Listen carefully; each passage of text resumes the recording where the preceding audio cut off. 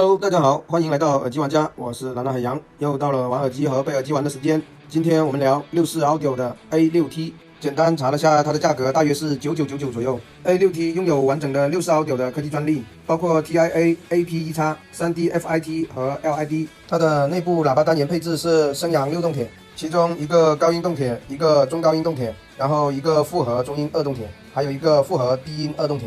它有2个版本，一个版本是树脂的丝膜版，一个版本是手头这款金属壳的公模版。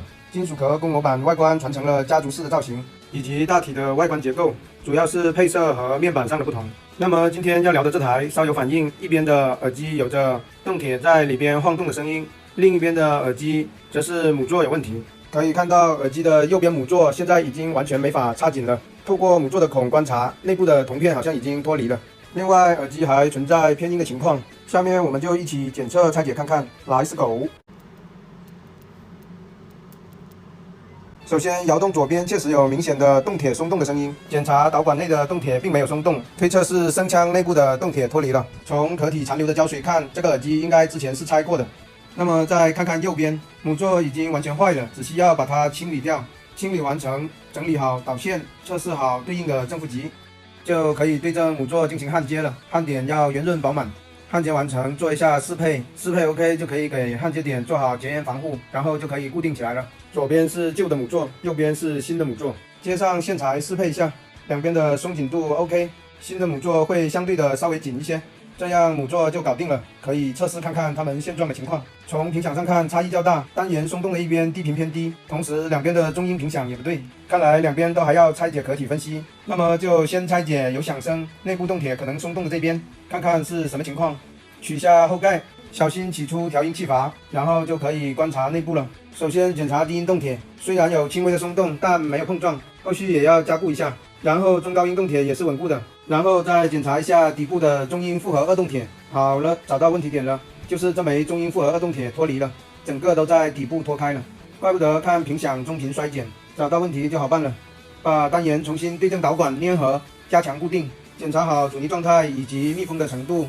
再把低音动铁单元同时也进行一个固定，等到固定单元的胶水完全干燥以后，就可以装合后盖，同时也做好密封和固定，就可以进行测试了。OK， 中音喇叭脱离的左边整体频响恢复了正常，现在再分析右边看看，右边看起来也是中音喇叭的问题，猜测可能中音喇叭也脱离了，或者没有发生。那么现在就看看它是不是这样的情况。这次先小心把低音复合动铁取下来，这样方便检查和测试中音动铁。中音动铁看起来并没有脱离，那么有没有可能是它坏了，所以衰减呢？首先对整个分频器电路做一次导通和故障排查 ，OK， 分频器并没有问题。然后单独测量一下中音动铁的扫频检听，声音非常的小，动铁有可能真的有问题，需要拆解单体下来继续检测确认看看。动铁单体扫频检听声音正常，说明是装入壳体以后才变小声的。检查一下导管内部的阻尼，看起来好像已经完全堵塞了。取出阻尼，发现内部已经堵满了类似胶水的东西，这样就不难理解它声音变小的原因了。把导管内部清理干净，然后重新给中频动铁更换一个同样的阻尼，重新安装固定回去，做好密封测试以及加强固定粘合，还有低音动铁，然后再检测看看。OK， 这样声音就恢复正常了。把两边内部的动铁重新加强固定，做好密封，调试好单元的阻尼，并做好绝缘处理，然后粘合密封好后盖，再进行整体的检测。OK， 这样两边的3频就完全恢复了正常，频响、相位、失真都恢复了较好的一致性，说明耳机原本的动铁一致性的配对就不错。偏音主要原因是一边的中音动铁脱离和另一边的中音动铁阻尼阻塞导致的。扫频检听，声音流畅自然，左右耳听感一致性 OK。好的，这样64 Audio 的 A6T 就满血复活了。A6T 第一耳朵听感低音不多，略收敛。后来发现是我没搭配好耳套，需要搭配相对合适和韧性较好的耳套，匹配好耳朵，密封到位后，低音的力度感就不错了。低音感觉上相对的紧致，拳到肉的感觉，亮感和下浅适中，收放比较快。